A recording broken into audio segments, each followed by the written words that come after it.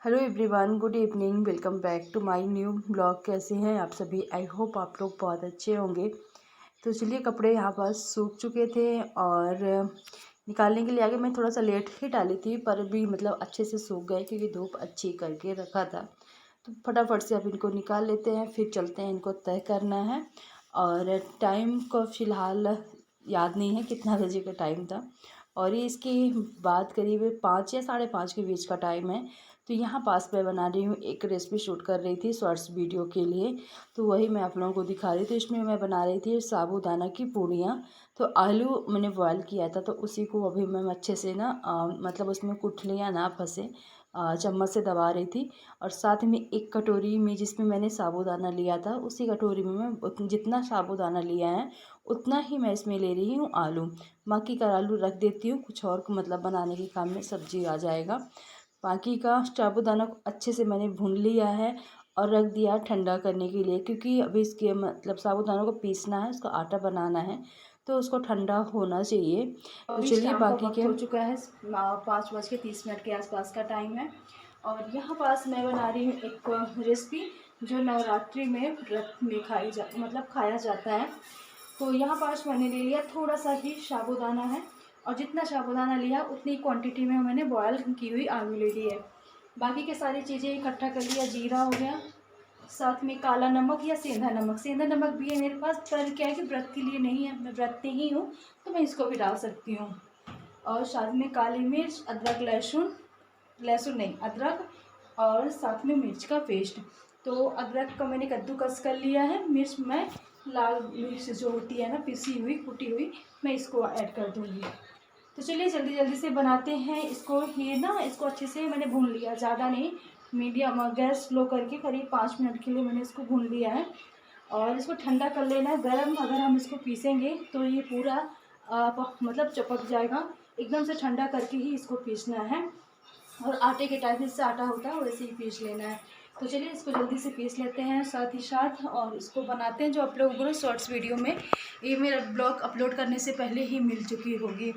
तो चलिए यहाँ पास फटाक से इसको पीस लेते हैं और फिर ये वाला डिश बनाते हैं। इसके बाद ढेर सारे कपड़े रखे हुए हैं जो अभी थोड़ा सा मैंने क्लिप लगाया था, निकाल के लेके आई हूँ। तो चलिए, आज की जो रेसिपी आप लोगों को पसंद आएगी, तो प्लीज़ इस रेसिपी के लिए ना आप लोग एक लाइक ज़रूर कीजिएगा। तो चलिए, यहाँ पास मैं पीस रही थी, जैसे कि बताया कि अच्छे से साबूदानों को पीस लेना है, मगर बहुत ज़्यादा टाइम लगता है नॉर्मल मतलब आटा ये टाइप से होने में। एकदम तो आटे का जैसे नहीं होता, पर हाँ अच्छे से पीस गया था। बस 3-4 बार अच्छे से पीसना पड़ा था। और कैसी बनी थी पुड़िया? इसकी ना बहुत अच्छी बनी थी, बच्चों को ना पसंद आई। और थोड़ा सा जैसे उसमें नमक पड़ता है, जीरा पड़ता है, तो इन सब का जो टेस्ट होता है ना वो अच्छा ही लगता है। चाहे तो आप नॉर्मल आटे से भी बनाओ, उसमें नमक का अजवाइन जीरा ये सारी डिश डाल दो ना तो अच्छी लगती है। इसके बाद हम पीस के और सारा आटा वाटा मिक्स करके आ गई थी, और तब तक मैं कपड़े न रखे हुए थे, तो इनको फोल्ड कर लेती हूँ, क्योंकि जो साबूदाना का आटा आलू मिक्स करके हमने गूँथा है उसको कम से कम 15 मिनट के लिए रेस्ट चाहिए। तो उसको मैं अभी फ़िलहाल ढक के रख दी, तो इतने में मेरे जो कपड़े हैं ना ये भी फटाफट से ना फोल्ड हो जाएंगे। और फिर जो प्रेस वाले कपड़े हैं उनको मैं अलग करती जा रही हूँ, बच्चों के ड्रेस, बाकी के कपड़े यहाँ पास फोल्ड करके सबके कपड़े अलग अलग ही रख रही हूँ कि सबके ना ईजिली लगाने के लिए हो गए। तो यहाँ पास थाली तैयार हो गई है। कैसे बनाया है वो मैं थोड़ा सा आप लोगों को ना शॉर्ट में फटाफट से बताती हूँ। तो साबूदाना अपने हिसाब से जितना बनाना है उतना लेना है। इसको करीब 5 मिनट के लिए रोस्ट करना है, धीरे धीरे गैस करके, हाई फ्लेम में नहीं। और इसको ठंडा करने के लिए रख देना। ठंडा होने के बाद इसको अच्छे से ना पीस लेना है, जितना महीन हो सके उतना। और एक बाउल लेना है, बाउल में साबूदाना का आटा डालना है, आलू डालना है बॉयल, अदरक डालना है ग्राइंड या पीस कर, इसमें धनिया की पत्ती चॉप कर डालनी है। साथ ही डालना है थोड़ा सा जीरा, थोड़ा सा मिर्च, और थोड़ा सा काला नमक, और साथ में कुटी हुई काली मिर्च। और इसी के साथ इसको अच्छे से मिक्स कर लेना। थोड़ा सा पानी मिला मिला के, अगर लगेगी आपको इसका डो अच्छे से रेडी नहीं हुआ है, डो को 15 मिनट के लिए रेस्ट देना है। फिर ऐसे एक गिलास कटोरी से कट कर लेना है और इसको कर लेना है फ्राई, बस। और इसको अच्छे से, बहुत टाइम नहीं लगता फ्राई करने के बाद, आप जिसके साथ उसके मन हो उसके साथ इसको खा सकते हैं। तो यहाँ पर सब्जी और साथ में मैंने लिया था दही। तो बहुत टेस्टी थी, बच्चों को पसंद आई और इजली व्रत में खाने वालों के लिए है इजली की, क्योंकि बाकी की चीज़ें इसमें कुछ भी नहीं पड़ती हैं। आलू मतलब जैसे प्याज हो गई, ये सारी चीज़ें कुछ भी नहीं है और बहुत कम चीज़ों में बन जाता है। ऐसा नहीं है कि बहुत सारी चीज़ें लगती हैं तो सब लोग नहीं खा सकते। तो सिंपल से आलू और साबूदाना तो इजली सबको मिल सकता है। तो सस्ता बनाने में इसमें कोई भी ज़्यादा पैसे नहीं लगने वाले, सस्ते से ही बन सकता है। तो मैं कोशिश करती हूँ ना ऐसी ऐसी रेसिपीज आप लोगों को भेजूँ जो ईज़िली मिल सके वो चीज़ें और बन भी सके, सबके लिए आसान हो। तो चलिए इसके बाद मैं बनाने लगी थी खाना। खाना बनाने के बाद और ये सीधे मैं मिल रही हूँ आप लोगों से नेक्स्ट मॉर्निंग में। फिर कोई भी वीडियो मैंने शूट नहीं की है और यहाँ बस नाश्ता बन चुका है और बाकी की जो रोटियाँ बन गई हैं उनको मैं रख देती हूँ कैसरोल में और अब फटाफट से करती हूँ किचन क्लीन। थोड़ा सा चाय रखी हुई है तो उसको मैं गर्म करके पी लेती हूँ, तब तक मैं इधर के ना सफाई में लग जाती हूँ। तो यहाँ पास जो ये स्टील का रैक है ये गंदा भी हो गया है, इसको थोड़ा सा ना मुझे चेंज भी करना है। थोड़ा सा इसकी ना टोकरी चेंज करने वाली हूँ, काफ़ी दिन से यही रखी हुई थी तो यहाँ से थोड़ा सा दूसरी टोकरी रखने वाली हूँ, इसको थोड़ा सा साइड में रखने वाली हूँ। अभी आगे आप लोगों को मैं दिखाती हूँ। सबसे पहले तो इनके पेपर हटा देती हूँ और इतना ज़्यादा नीचे वाला तो बहुत ज़्यादा गंदा हो जाता है क्योंकि तेल के डिब्बे रखे रहते हैं घी का, तो थोड़ा बहुत तो गिर ही जाता है। तो चलिए फटाफट थोड़ा सा इसको साफ़ भी कर देती हूँ लगे हाथ जो। तो कपड़े से अच्छे से इसको मैंने साफ़ कर दिया है और इसके बाद चलिए दिखाते हैं कि क्या करना है। ये टोकरी है जिसमें मैं अभी कफ रखी हुई थी तो उसको मुझे सेट करना है। तो सबसे पहले तो इस पर पेपर इसके साइज़ के ना फोल्ड कर लेती हूँ और दोनों में नीचे और ऊपर पेपर डाल देती हूँ इसमें। और ये जो एक कप है सारे कप मुझे रखना है बड़ी वाली टोकरी में फ़िलहाल। छोटी वाली टोकरी मुझे खाली करके वो दूसरे काम के लिए चाहिए। तो यहाँ पास सारे छोटे बड़े जो मेरे पास कप हैं वो मैंने जमा दिए हैं, जितने मतलब निकाल के रखते हैं किचन में उतने ही, क्योंकि फालतू में कप रखो ना वो गंदे भर होते हैं और जब आवश्यकता हो जितनी आवश्यकता हो ना उतने ही रखती हूँ। इसके बाद जो चाकू को रखने का अलग से एक छोटा सा मैं रखी थी तो उसको मैंने चम्मच के स्पून वाले के साथ ही सारा चीज़ें ना एडजस्ट कर दिया है। बस ये छोटी वाली टोकरी में मैंने तेल घी और ये सारी चीज़ें मैंने इसमें रख दी है। तो जो बड़ी वाली टोकरी खाली करी है उसमें चाय पत्ती चीनी कफ और साथ में बच्चों के लंच बॉक्स रखने की मैंने जगह बना दी है। और बस इधर का एरिया अच्छा लगने लगा मुझे, फ़िलहाल अच्छा दिख रहा था। और ये सारा तेल ओल वाला साइड ना दूसरे साइड कॉर्नर में कर देना है। तो बस ये जो रखे हुए थे पोंछे धुले हुए रखे हुए थे इनको मैंने साइड किया। साथ में जो कॉर्नर वाली जगह जहाँ स्टील की रैक रखी रहती थी तो वहाँ अच्छे से साफ़ किया और फिर सारी चीज़ें वहीं हमने एडजस्ट कर दी। अच्छा लग रहा है, थोड़ा सा चेंज हो गया बीच बीच में इधर से उधर और बाकी कुछ नहीं था। बस अब लगते हैं जल्दी जल्दी से क्लीनिंग के काम में। तो सबसे पहले सोफ़े को मैंने इसका जो बेडशीट डली है इनको निकाल के झाड़ के और फिर ही उन्हीं को अच्छे से मैं फटाफट से ना फैला देती हूँ। थोड़ा सा ना झाड़ू वाड़ू 2-4 दिन के बाद लगाना पड़ता है तो सारी चीज़ें ना हटा के और मैं लगा लेती हूँ। बस अच्छे से झाड़ दिया है, जो भी थोड़ा बहुत कचरा वचरा जम जाता है ना या पैर वैर में लग के कुछ भी गिरा था सब चीज़ हट गया है। बस अब रह गया है झाड़ू लगाने के लिए। तो इधर का तो फटाफट से मैंने ठीक ठाक कर दिया और नीचे जो गद्दे डाल के रखती हूँ तो फिलहाल उसको ना अभी मैं सही से दीवार में टिका के खड़ा कर दूँगी। और साथ ही साथ ना झाड़ू पोछे के लिए जगह पूरी हॉल की ना खाली हो जाती है।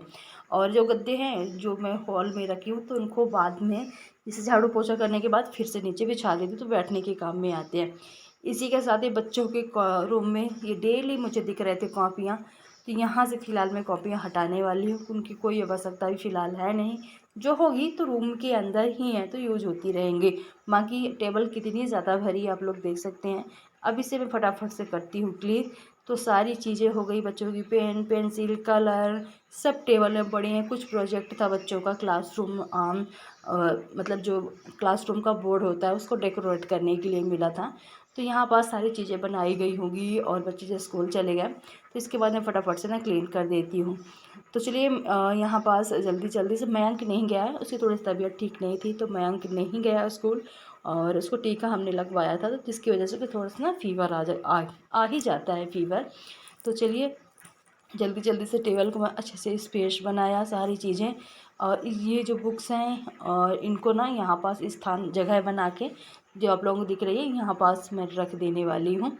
तो फटाफट से बाकी के जो पुरानी बुक्स रखी हुई हैं, मैंग की पुरानी बुक्स रखी हुई हैं, बाकी के तो मैंने दे दिया है। इसकी अभी फ़िलहाल क्या है कि स्कूल में आप जमा कर सकते हो, तो जिस दिन पेरेंट्स मीटिंग थी ना उस दिन हम लोग भूल गए थे ले जाना, नहीं तो स्कूल में जमा कर दो। बाकी जो पिछले साल के बच्चे होते हैं जो फोर्थ मतलब जो उस क्लास में बच्चे आते हैं तो बुक ले लेते हैं, पर मैं पेरेंट्स मीटिंग में इस बार ना ले जाना भूल गई थी।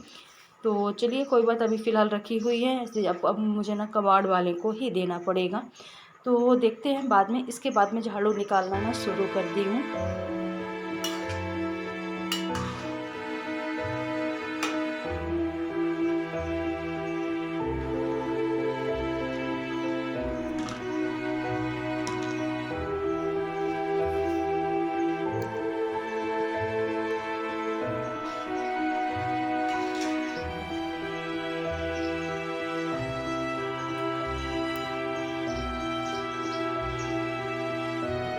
कल छुट्टी कल छुट्टी नहीं है, स्कूल का तो नहीं है, बाकी को पता नहीं। स्कूल से क्या मैसेज आया है? स्कूल से मैसेज आता है?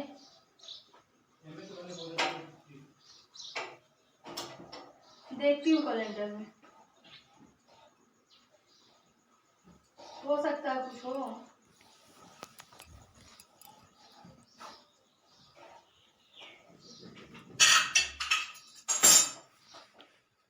तो यहाँ पास में पूड़ी, जैसे कि अभी आप लोगों ने देखा कि मैं है ना सेंक रही थी, तो क्या है कि ये गए हुए थे सुबह सुबह एमएच, और मैं बना कर दी थी लंच मतलब ब्रेकफास्ट ले जाने के लिए, और उनका काम जल्दी हो गया तो आ गए थे वापस। तो वही मैं मतलब जो ब्रेकफास्ट में पैक करके दी थी, तो वही मैंने ब्रेकफास्ट उनको घर में दिया करने के लिए, तो साथ ही साथ ना पूड़ी गर्म करके दे दी थी क्योंकि ठंडी हो चुकी थी, और एमएच ले गए थे। तो चलिए यहाँ इसके बाद फटाफट से कर लेती हूँ डस्टिंग थोड़ा सा किया, और इसके बाद वॉश बेसिन है ना, थोड़ा सा इसमें फटाफट से हाथ मार देती हूँ तो साफ़ हो जाए।